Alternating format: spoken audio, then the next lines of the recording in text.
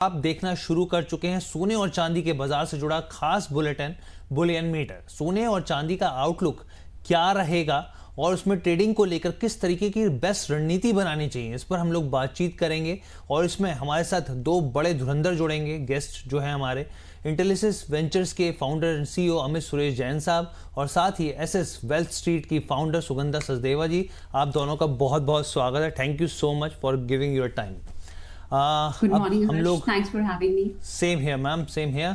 और सबसे पहले मैं अमित सर आपके पास ही आता हूँ और यहाँ पर जो है दर्शकों के सवालों की झड़ी भी लग गई है, यहाँ पे बैक टू बैक सवाल भी मैं देख रहा हूँ। लेकिन जिस तरीके से पूरा यू टर्न डोनाल्ड ट्रम्प ने मारा, क्योंकि कल तो बाजारों में जिस तरह की स्थिति थी और मतलब बहुत ही हैरान करने वाली बात थी कि पहले आपने 48 घंटे का अल्टीमेटम दिया, उसके बाद आपने एकदम पलट गए उस चीज़ से, और उसके बाद ईरान का भी रिएक्शन आया। ईरान ने भी साफ तौर पे कहा कि इस तरह की स्थिति नहीं है। तो जो बार बार कहा था chicken Trump always a chicken out, तो वही स्थिति देखने को मिली। आप कैसे देख रहे हैं इस घटनाक्रम को और कैसा असर दिखेगा इसका सोने और चांदी के ऊपर, क्योंकि अभी तक कोई भी एक भी अपडेट कल से लेकर अभी तक उस क्लैरिटी का ईरान के ऊपर बयान नहीं आया कि उन्होंने कुछ कहा हो कि भाई हाँ हमारी अमेरिका से या किसी से वहाँ पे बातचीत हुई हो। हर जी, यहाँ पर दो चीजें हैं, एक तो घटनाक्रम और एक बाजार है। बाजार को अलग रखते हैं, घटनाक्रम को अलग रखते हैं, तभी फायदा होगा। क्योंकि इस तरह की स्पेकुलेटिव न्यूज आती रहेंगी बाजार में, हम अपनी राइट पोजीशन को काट देंगे, हम अपनी रॉन्ग पोजीशन को काट देंगे। तो बेटर ये होगा कि बाजार को अलग रखा जाए और ये खबरों को अलग रखा जाए। जिस तरह से ट्रम्प साहब का बयान आया और ईरान का उसके काउंटर भी जवाब आया, मुझे ऐसा लगता है कि हर जी मैं बहुत बार पहले भी कहा हुआ हूँ कि ट्रम्प सर को कुछ ना कुछ तो प्रॉब्लम है। मुझे लगता है बाइपोलर डिसऑर्डर वगैरह का टाइप का। और ये बाइपोलर डिसऑर्डर क्या होता है कि अचानक मूड स्विंग्स बहुत होते हैं जी। कभी कुछ करने का मन करता है, कभी कोई पैशन को फॉलो करने का मन करता है। तो मुझे ऐसा लगता है कि ट्रम्प साहब ये जो भी चल रहा है, देखिए ईरान की जो शर्तें हैं, आज ईरान चाहता है कि भाई जो भी हमें खामियाजा हुआ एटलीस्ट वो भी भर के लो, और आगे भविष्य में कभी कोई युद्ध नहीं होगा, हमारे ऊपर कोई अटैक नहीं होगा, उसका भी रिटर्न में हमको अग्रीमेंट चाहिए। तो ये सब चीजें ट्रम्प साहब नहीं कर सकते क्योंकि उनका ईगो बीच में आ जाएगा। अब ईगो को बाईपास करने के लिए अब उनके नवंबर में इलेक्शन आने वाले हैं। तो मुझे ऐसा लगता है कि अब ये अनसर्टेनिटी और कंटिन्यूएशन पे रहेगी, बाजार में तांडव होते रहेंगे। क्वांटिटी छोटी रखिएगा, बाजार अभी शॉर्ट टर्म में बेरिश जोन पर है, स्पेशली गोल्ड एंड सिल्वर। बहुत लंबी पोजीशन, बहुत बड़ी एक्सपेक्टेशन से मत बनाइएगा।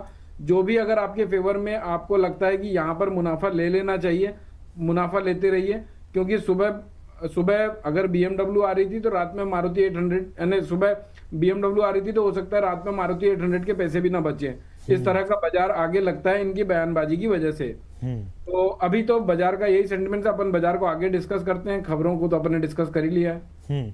और बल्कि मैं सुगंधा मैम अभी भी देख रहा था कुछ कमेंट्री सब जगह पर, तो साफ तौर पे यही निकल के आ रहा है कि वहाँ पे भी जो इंटरनेशनल मीडिया है वो कह रही है कि there is no conversation between Trump, neither is on telephone और नाइदर ऑन यहाँ फिजिकली। तो मैम यहाँ पे जो कंसर्न ये उठता है कि भाई क्या ट्रम्प की तरफ से जिस तरीके की पहले बयानबाजी होती, बहुत अग्रेसिवली यहाँ पे अटैक्स हो रहे थे, वो अब क्या ठंडे पड़ते हुए दिख रहे हैं? और अगर ठंडे पड़ते हुए दिख रहे हैं तो फिर हम लोग क्या मान के चलें, यहाँ पे अगर कमज़ोर होती हुई स्थितियाँ देखने को मिल रही हैं और ईरान ज़्यादा मजबूत होता हुआ दिख रहा है, तो फिर किस तरीके का इम्पैक्ट होता हुआ दिखेगा बुलियन मार्केट के ऊपर?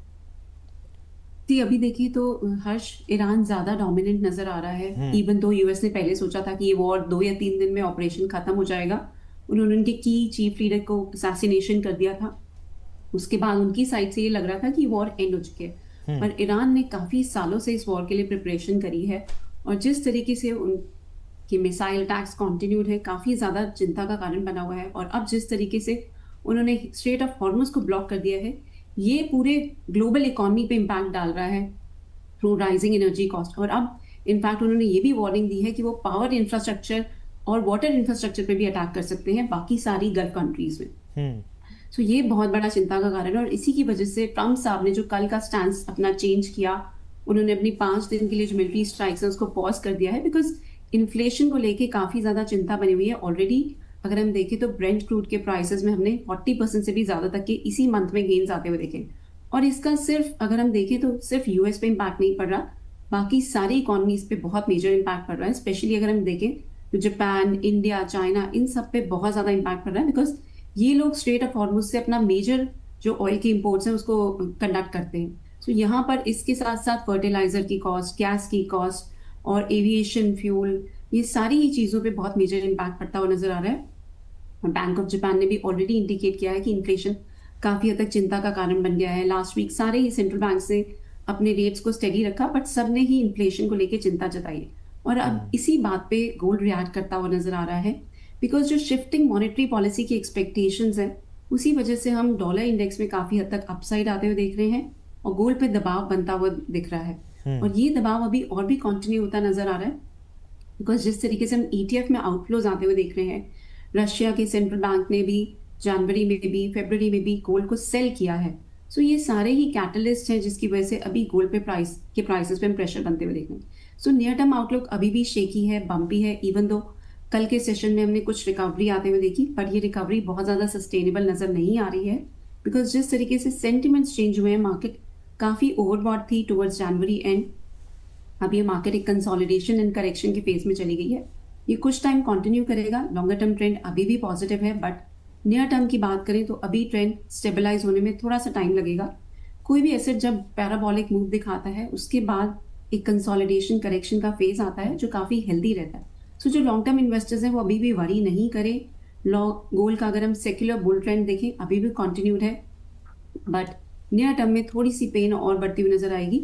हमने ऑलरेडी गोल्ड के प्राइसेस में इस मंथ में 14% तक के लॉसेस आते हुए देखे हैं।